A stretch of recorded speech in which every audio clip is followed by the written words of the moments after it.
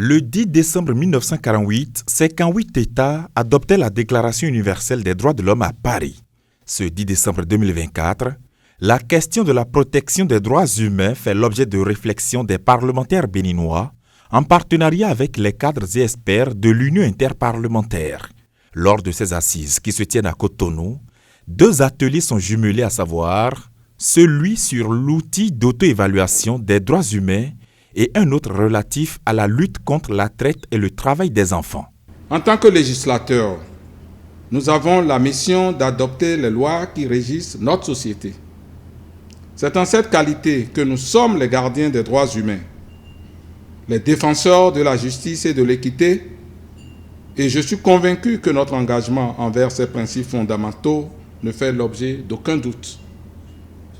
Pendant ces 3 jours que dureront ces 2 ateliers jumelés, nous serons appelés à nous approprier l'outil d'auto-évaluation des droits humains et à explorer de nouvelles perspectives en matière de protection des droits des enfants au Bénin.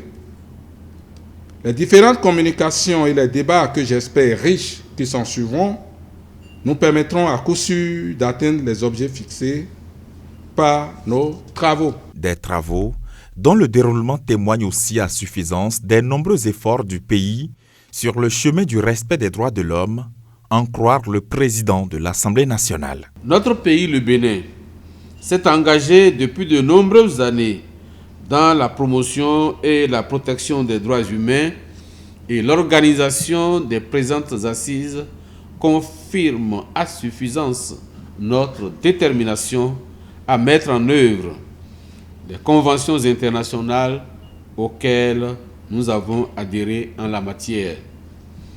Elles s'inscrivent en effet dans une dynamique de progrès visant à renforcer l'efficacité de nos actions et à garantir un meilleur avenir pour les générations futures. Ils nous permettront de renforcer nos capacités sur l'outil d'auto-évaluation des droits humains, son contenu, ses objectifs et sa pertinence pour le travail parlementaire. La tenue de ces assises de Cotonou est le fruit de l'accord de coopération signé le 11 octobre 2024 entre l'Assemblée nationale du Bénin et l'Union interparlementaire.